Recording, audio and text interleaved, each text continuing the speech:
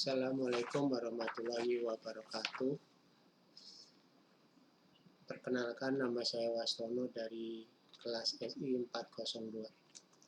Di kesempatan kali ini saya akan menjelaskan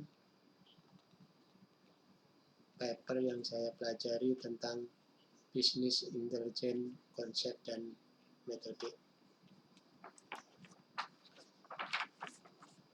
Yang pertama, saya akan menjelaskan latar belakang judul dari paper yang saya pelajari. Paper dengan judul Business Intelligence, konsep dan metode berfokus pada pemahaman konsep dasar dalam metode yang digunakan dalam Business Intelligence atau disingkat BI. Latar belakang judul ini mencakup perkembangan pesat dalam teknologi informasi dan data analitik yang mendorong organisasi untuk memanfaatkan data sebagai aset strategis dalam pengambilan keputusan bisnis. BI menjadi penting karena mampu mengubah data mentah menjadi informasi yang berharga, memberikan wawasan yang dapat diandalkan untuk mendukung keputusan bisnis yang lebih baik. Yang kedua, saya akan menjelaskan permasalahan secara umum dan khusus terkait dengan topik paper yang saya pelajari. Permasalahan umum, organisasi seringkali menghadapi kesulitan dalam mengelola dan menganalisis volume data yang besar dan kompleks untuk mendapatkan wawasan yang bermakna dan mendukung pengambilan keputusan yang efektif. Permasalahan khusus, kebutuhan akan alat dan metode yang efisien untuk mengumpulkan, menyimpan, mengelola, dan menganalisis data dalam waktu yang cepat dan akurat, serta kesulitan dalam integrasi data di berbagai sumber yang berbeda. Yang ketiga, di sini saya akan menjelaskan tujuan atau outcome atau capaian dengan metode yang diusulkan dalam paper yang saya pelajari.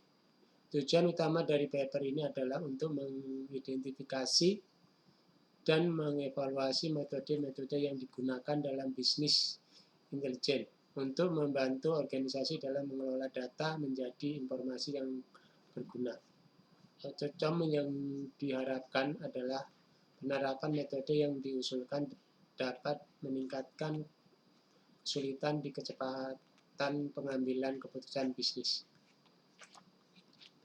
Yang keempat, di sini saya akan menjelaskan state of the art atau landasan metode-metode assessing yang terkait dalam menyelesaikan masalah. State of the art dalam BI mencakup berbagai alat dan teknik seperti data warehousing, data mining, online analytics, processing, OLAP, dan dashboard.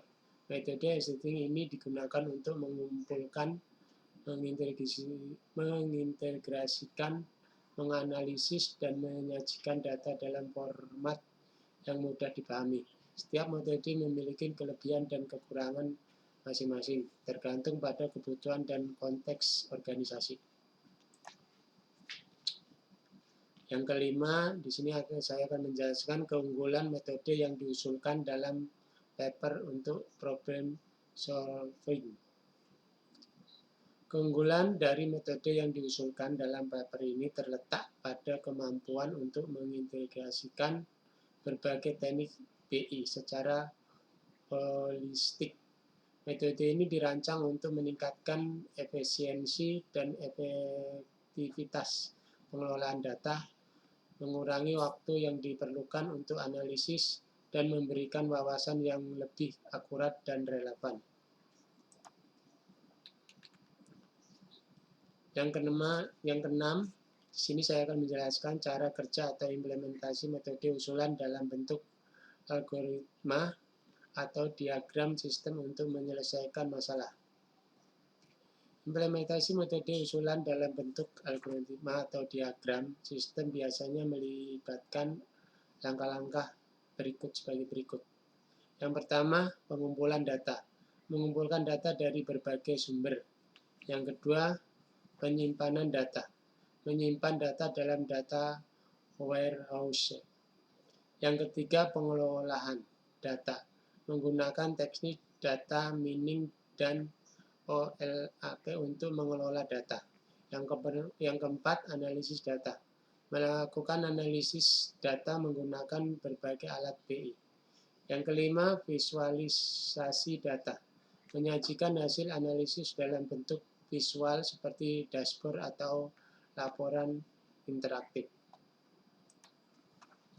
Yang ketujuh, di sini saya akan menjelaskan hasil dari implementasi metode usulan dalam bentuk luaran sistem seperti grafik atau label atau hasil simulasi atau hasil pengukuran yang disajikan dalam paper yang saya pelajari. Hasil implementasi metode usulan.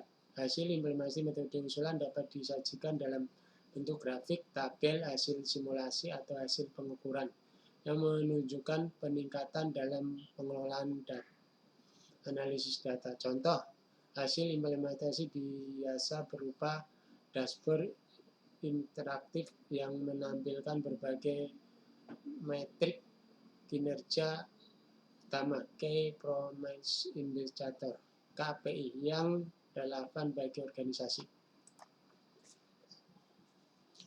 Yang kedelapan, di sini saya akan menjelaskan hasil analisis data yang diperoleh dikaitkan dengan parameter-parameter yang digunakan sebagai indikator keberhasilan.